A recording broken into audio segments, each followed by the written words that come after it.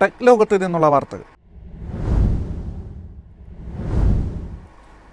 സംസ്ഥാനത്തെ ഇലക്ട്രിക് വാഹനങ്ങളുടെ നികുതി പുനഃക്രമീകരിക്കുമെന്ന ബജറ്റിൽ പ്രഖ്യാപനം.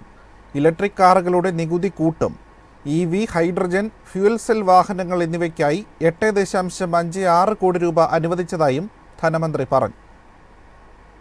രാജ്യത്ത് ഇലക്ട്രിക് വാഹനങ്ങൾ പ്രോത്സാഹിപ്പിക്കാനുള്ള പദ്ധതികൾ വർദ്ധിക്കുമ്പോൾ തന്നെ EVകൾക്ക് നികുതി കൂട്ടിയിരിക്കുകയാണ് സംസ്ഥാന സർക്കാർ.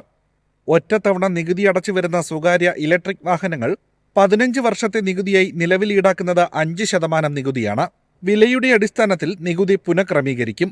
4 ചക്രങ്ങളുള്ള സ്വകാര്യ ആവശ്യത്തിനുപയോഗിക്കുന്ന ഇലക്ട്രിക് വാഹനങ്ങളുടെ ഒറ്റത്തവണ നികുതി അവയുടെ വിലയനുസരിച്ച് പുനഃക്രമീകരിക്കും.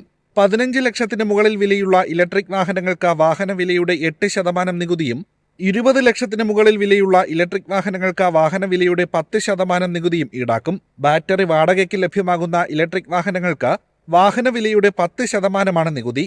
ഈ നികുതി വർധനവിലൂടെ 30 കോടി രൂപ അധിക വരുമാനമാണ് പ്രതീക്ഷിക്കുന്നതെന്നും ധനമന്ത്രി പറഞ്ഞു.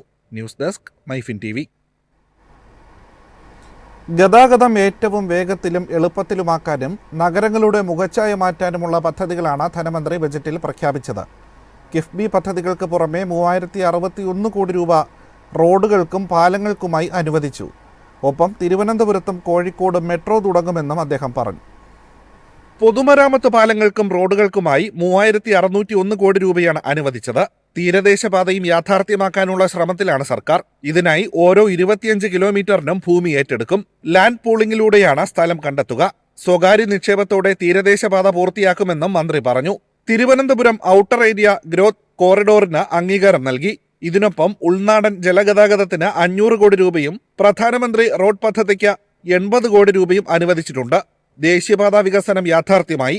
6 വരിപ്പാത ഈ വർഷം അവസാനത്തോടെ യാഥാർത്ഥ്യമാകുമെന്നും മന്ത്രി അറിയിച്ചു. കൊച്ചി മെട്രോയുടെ വികസനം തുടരുന്നതിനൊപ്പം തിരുവനന്തപുരം മെട്രോയുടെ പ്രാരംഭ പ്രവർത്തനങ്ങൾ ആരംഭിക്കും. കോഴിക്കോടും മെട്രോ പരിഗണനയിലുണ്ട്. കേരളത്തിൽ അതിവേഗ റെയിൽപാതയ്ക്കായുള്ള ശ്രമം തുടരുമെന്നും മന്ത്രി അറിയിച്ചു. കോഴിക്കോട്, കൊച്ചി, തിരുവനന്തപുരം നഗരങ്ങളുടെ വികസനത്തിന് മെട്രോപൊളിറ്റൻ പ്ലാൻ തന്നെ തയ്യാറാക്കിയിട്ടുണ്ടെന്നും അദ്ദേഹം വ്യക്തമാക്കി. News desk Myfin TV. കൊല്ലത്തും കൊട്ടാരക്കരയിലും കണ്ണൂരും പുതിയ IT പാർക്കുകൾ സ്ഥാപിക്കും. കണ്ണൂരിൽ വിമാനത്താവളത്തിന് സമീപം 25 ഏക്കറിൽ 5 ലക്ഷം ചതുരശ്ര അടി വിസ്തീർണത്തിലാണ് IT പാർക്ക് സ്ഥാപിക്കുക. തദ്ദേശ സ്വയംഭരണ സ്ഥാപനങ്ങളുടെയോ സർക്കാർ പൊതുമേഖലാ സ്ഥാപനങ്ങളുടെയോ ഭൂമിയിൽ ഇത്തരം സ്ഥാപനങ്ങൾ സ്ഥാപിക്കുക വഴി ലാഭകരമായ പ്രവർത്തനം നടത്താനാകുമെന്നും കിഫ്ബി വിഭാവനം ചെയ്യുന്ന റവന്യൂ ജനറേറ്റിംഗ് പദ്ധതികളുടെ ഭാഗമായാണ് ഇവ പ്രഖ്യാപിക്കുന്നതെന്നും ധനമന്ത്രി KN ബാലഗോപാൽ വ്യക്തമാക്കി.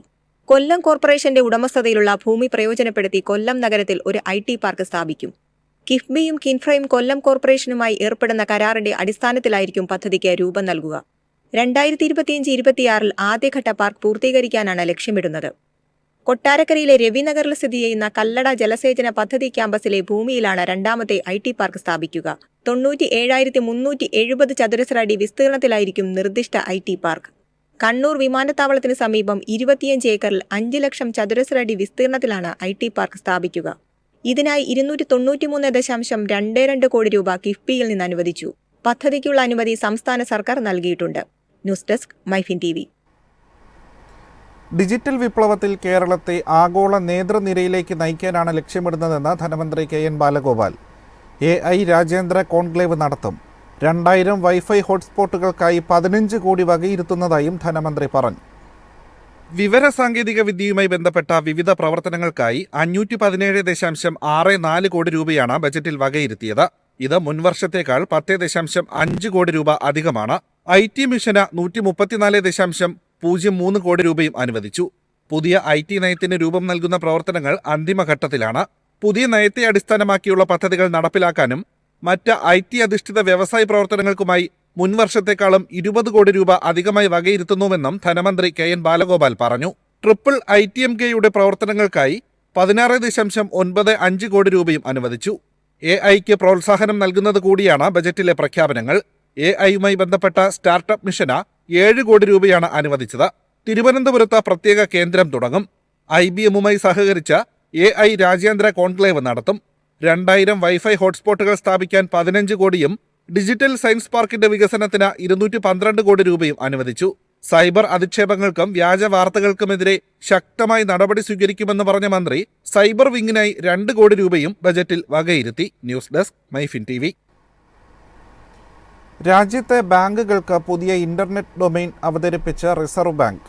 ബാങ്ക് അക്കൗണ്ടുകൾ കേന്ദ്രീകരിച്ചുള്ള തട്ടിപ്പുകളിൽ നിന്നും ഉപയോക്താക്കളെ സംരക്ഷിക്കാനാണ് RBIയുടെ നീക്കം. ബാങ്ക് അക്കൗണ്ടുകൾ കേന്ദ്രീകരിച്ചുള്ള തട്ടിപ്പുകൾ വ്യാപകമായതോടെയാണ് റിസർവ് ബാങ്കിന്റെ പുതിയ നീക്കം. പണനയ അവലോകന യോഗത്തിന് ശേഷം മാധ്യമങ്ങളെ കണ്ട റിസർവ് ബാങ്ക് ഗവർണർ സഞ്ജയ് മൽഹോത്രയാണ് പുതിയ ഇന്റർനെറ്റ് ഡൊമൈൻ നടപ്പാക്കുന്ന കാര്യം അറിയിച്ചത്. നിലവിൽ സാമ്പത്തിക രംഗത്തെ സ്ഥാപനങ്ങൾക്കെല്ലാം fin.in എന്ന ഇന്റർനെറ്റ് ഡൊമൈനാണ് ഉപയോഗിക്കാറുള്ളത്.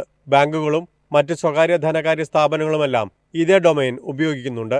ബാങ്കുകളിൽ നിന്നാണ് തനിക്ക് സന്ദേശം ലഭിച്ചതെന്നും യഥാർത്ഥ ബാങ്കിൻ്റെതായ ലിങ്കാണ് വന്നിരിക്കുന്നതെന്നും പെട്ടെന്ന് തിരിച്ചറിയാൻ സഹായിക്കുന്നതാണ് പുതിയ domain.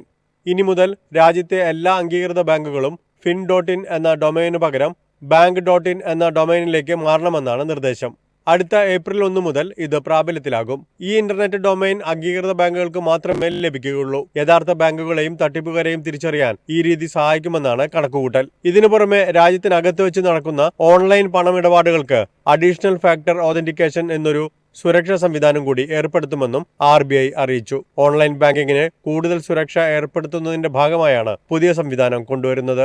News desk Myfin TV.